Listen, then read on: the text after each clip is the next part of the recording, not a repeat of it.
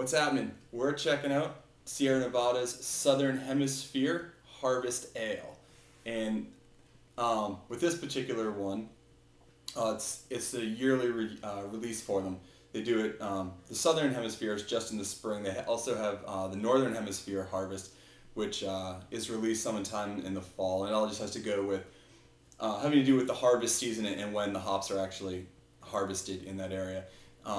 There's three kinds of hops off the top of my head. I'm not sure which ones, but they all come from New Zealand. They're picked within a week. They're all shipped up to the Sierra Nevada brewery in Chico, California, and they're put into the brew pretty much right then. So within a week and a half, everything goes from being in the field to perhaps getting ready to be brewed in the bottle. And so this is it's an IPA, and it's coming in, as it says, fresh hop ale. It's on here, and it comes in at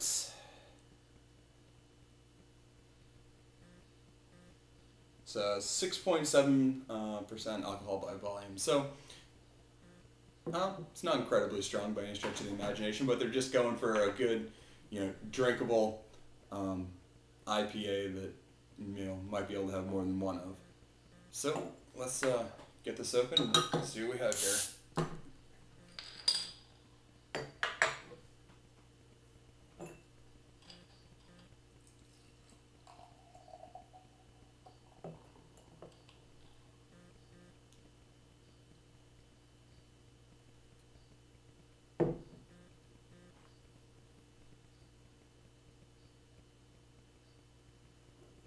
Alright, so it's got quite a bit of head on it, but it's got a real nice, dark orange, almost kind of amber color coming up on there.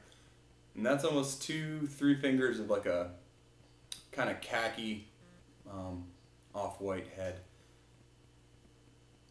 The carbonation is coming right off the bottom. I don't think you can see much on there, but yeah, looks pretty decent. Let's see what we have for a nose here. Alright, that's there's a lot in there as far as hops go. First off, I'm getting a lot of floral notes, slightly grassy almost, and it blends in somewhere in the finish. I'm noticing a little bit of citrus. It's not like a grapefruit hop bomb by any stretch of the imagination here. Maybe just like a little bit of sort of what they refer to as spice in the hop. Not as you're not necessarily saying spicy for it's like peppery or anything, but there's a little something there. It gives it a little bit of oomph to the nose. Yeah, I think mainly it's just real floral. There's maybe a little bit of backing malt in there to balance it out, but predominantly the aroma on this one is floral.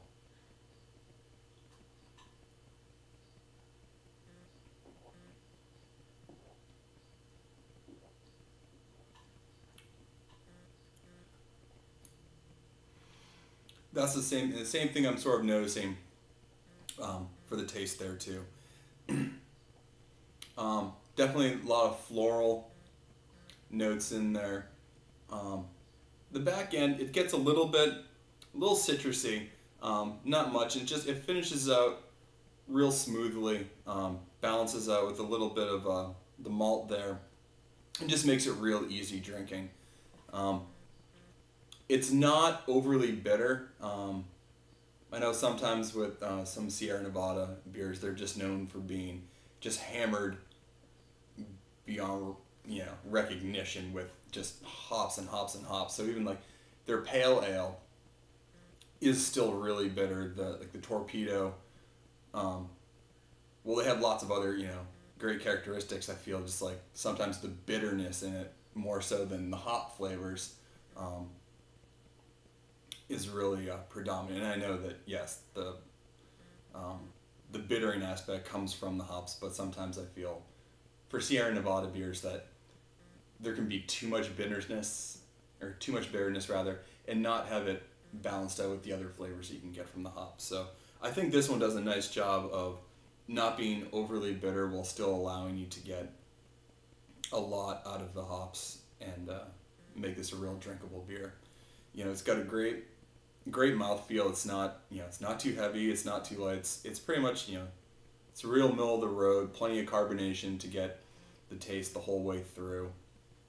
You know, and it's not, there isn't any flavor necessarily in this that's going to be overbearing and sort of make this like a one-trick pony. There's a lot of complexity in the taste itself, and I think that makes for a better drinking beer over a period of time, rather than just saying, you know, I'm gonna have a beer where it's just gonna be one and done. So with that said, this was the Sierra Nevada Southern Hemisphere Harvest Ale. Comes in at, I believe there's a 6.7 there percent alcohol by volume. Available now. It is a limited release, so you should probably get it while you find it. And for specifically ones like this, where they're the special edition hop beers, where, you know, they're harvesting them and getting them into the bottle as soon as possible. Drinking it as soon as possible is also a better idea. Just the fresher the hop, you know, the closer it is to the brew date, just the, you know, the overall quality and flavors just increase. There's nothing like having fresh IPA. Letting it sit around for even a couple months, it's going to be good, but it's not going to be anywhere close to what it could be or what it had been in the past. So with that said, cheers. Thanks a lot for watching.